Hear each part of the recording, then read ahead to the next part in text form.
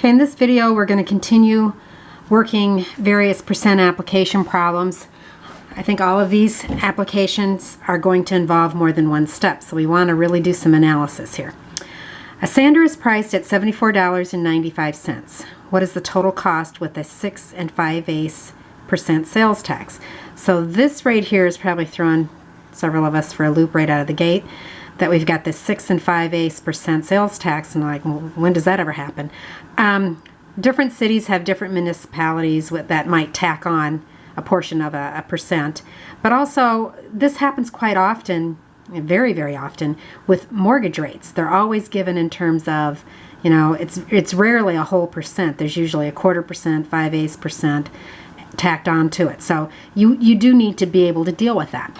So our first thing is we're going to have to convert this 5/8 to a decimal. And I'm going to do that over here.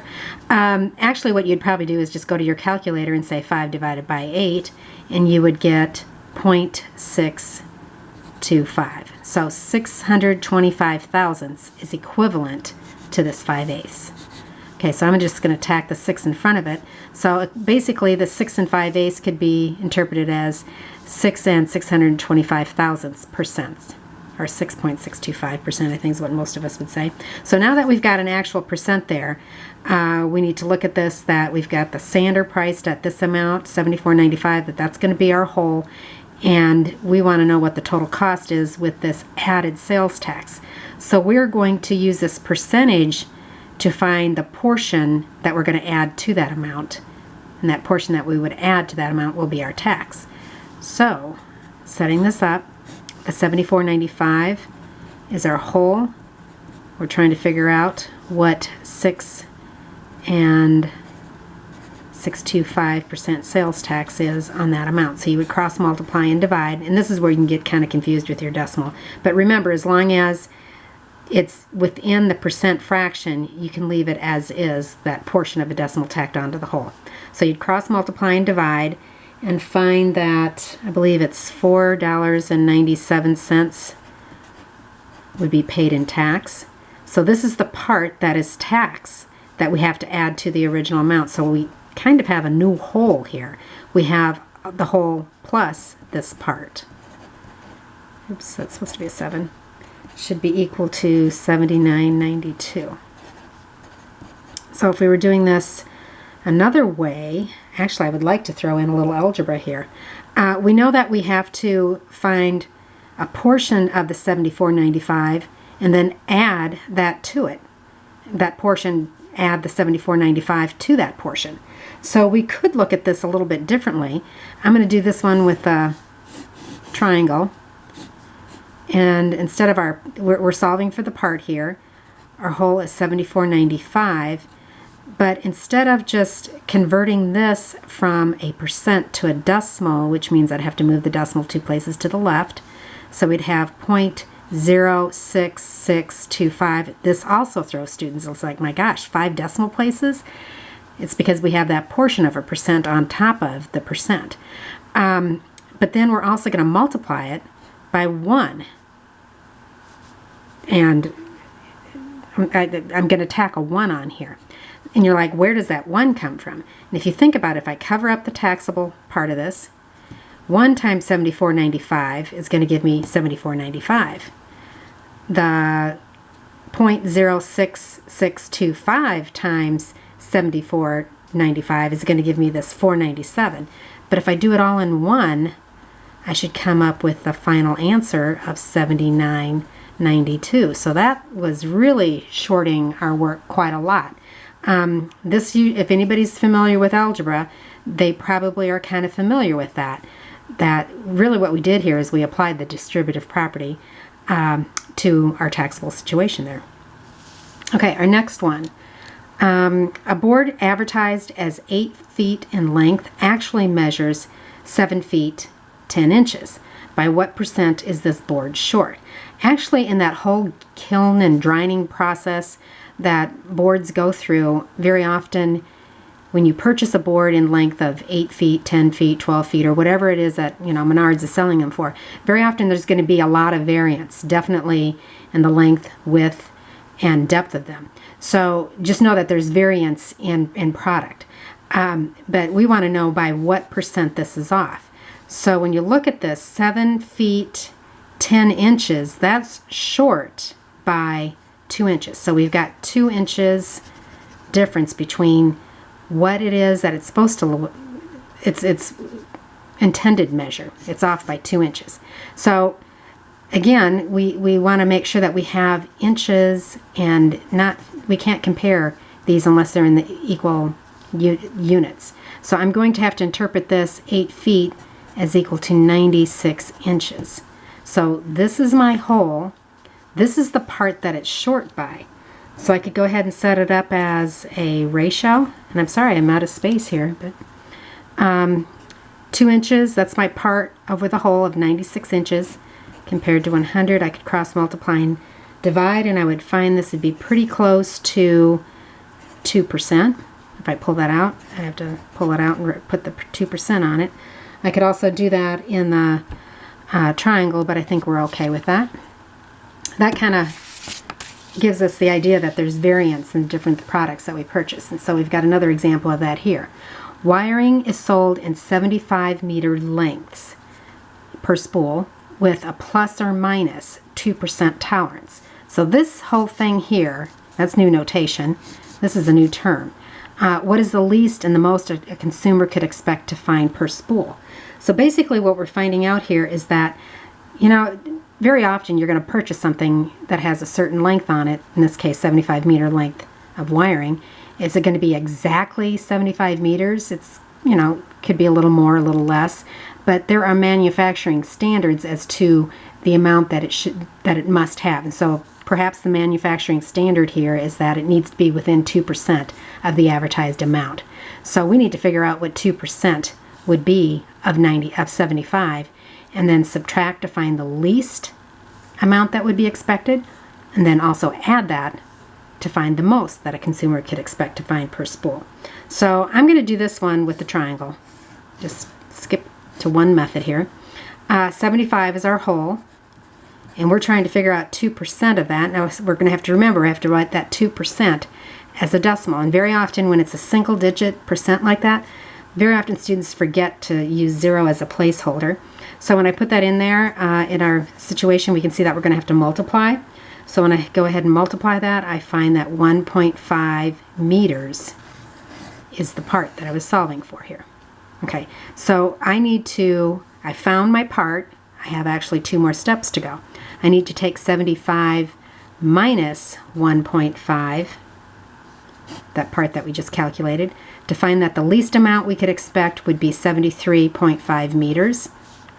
And then I need to take the 75 and I'm going to add the 1.5 to find that I would have 76.5 meters. So we could expect that there should be anywhere between 73.5 to 76.5 meters on a spool. And we got that by calculating and finding what 2% of 75 was, subtracting that, and then adding to that. Okay, this next one, these last two involve a different concept, and we really want to take our time to analyze this. Frank purchased a car for $27,000 and found that it depreciated to $11,500 when he decided to sell it.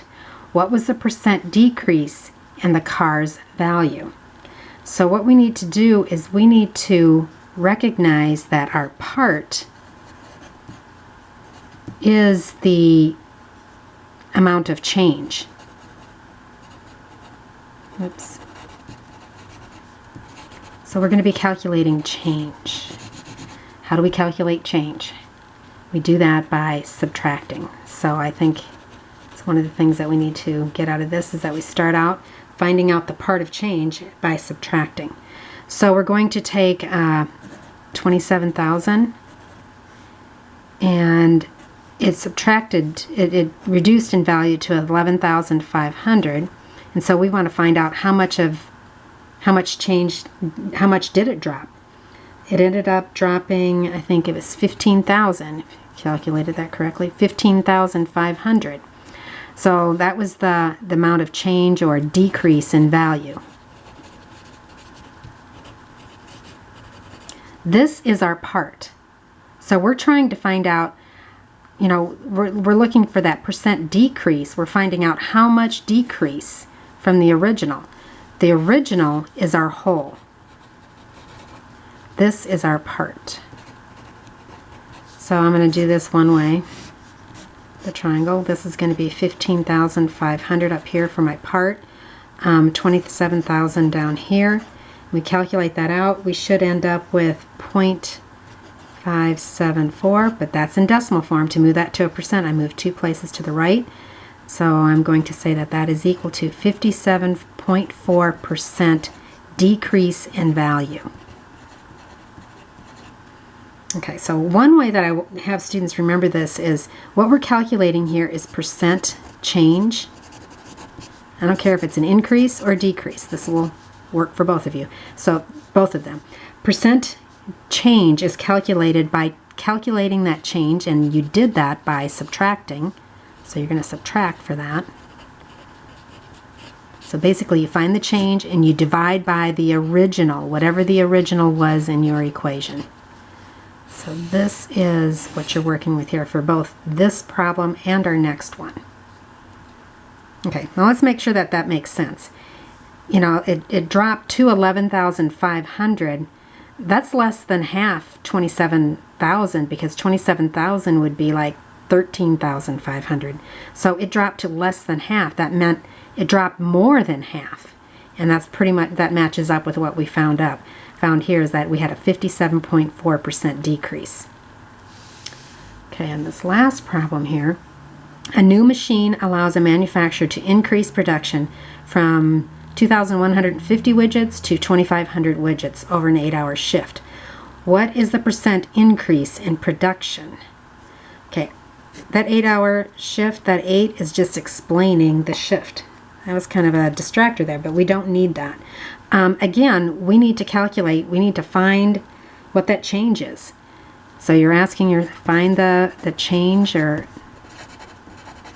because you're calculating percent change here, and that means that we're going to subtract. So we take 2,500 minus the 2,150, we get 350. So this is our part that we increased by. Okay, so I'm going to do this by the triangle again. So that's the part that we increased by. It was 350 widgets. And we're trying to figure out how much of an improvement was that. How much of an increase. So that kind of makes sense that we're going to say it's an increase over whatever our original was. And our original is 2,150.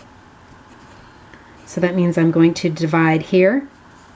And I end up with 0.61628, which is equal to 16.28% increase.